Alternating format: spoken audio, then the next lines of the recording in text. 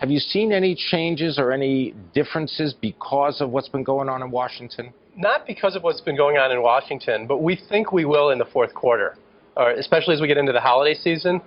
Consumers are getting more and more cautious. A recent survey of ours said 37% are going to be more actively looking for coupons and deals this holiday season as a result of what's going on with the economy. Eddie, what are you seeing? As far as the retail environment and what your kind of feedback that you're getting from customers, from suppliers? Well, I think right now the luxury consumers are investing in luxury, and that's doing well. I think that the off-price business is booming, but I think that as the reports showed you, that the mid-tier retailers are still struggling because there is probably not a lot of confidence in what they're selling, and off-price is booming. Now, earlier I was speaking to T.J. Gentle. He runs an online furniture store. As a business person, as someone that's been in business for a considerable amount of time, you got experience. Years, yeah.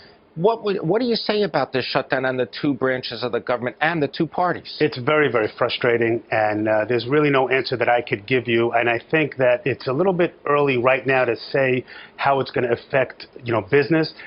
More will come, more will be revealed in the next few weeks, and we'll see what happens. Steve, is there something deeper at work here when it comes to the retail environment, though? I mean, you look at the government, but also it's just about jobs, isn't it? Yeah, I think so. I think the consumers are just going to be more and more cautious, and they're going to be looking for value and looking for how do I get the most value out of it. I think a lot of them just don't even want to understand or listen to what's going on. They want to block all that stuff out. Yeah.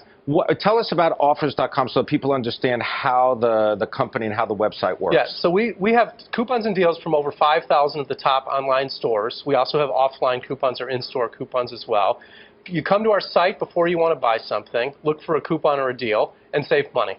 And you have legal agreements with all these companies? I mean, this is not something where you're just taking a promo code out of the thin air. Correct. These are commercial relationships we have with all these companies to aggregate the best coupons and deals. Eddie, what kind of deals are you seeing? What's coming to you? Because a lot of the stuff in your stores is name brand merchandise, most of it. Right. What can you tell us about trends? I think that right now, because of the retail environment and things are slowing, it's a very opportunistic time for our buyers over here and in Europe as well. And really? Yeah, absolutely.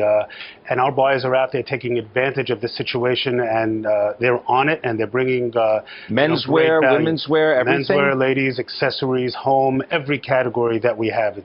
There's a lot of opportunity out there. And what about expansion? What are you thinking about doing next? For us, we have 8 stores. We're a family-owned business. We're going to probably open up about 10 to 15 stores total. We don't want to go out and open 100 stores, but our focus now is on e-com. We feel e-com is the future. We are investing a lot into it and putting a lot of energies into it, as we feel it is really, the biggest growth area in business today. What do you think, Steve? Maybe you can help Eddie do this whole online thing, we were right? talking in the waiting room. Yeah, I mean, e-commerce is definitely where it's at. It's growing at a much faster rate than traditional retail. What's the biggest challenge for a bricks and mortar operator in order to get the online business right? I think the biggest challenge for them is to make sure they one, don't think of it just as another store, and secondly, don't worry where the sale comes from. Don't have your online team and your in-store team fighting over the customer.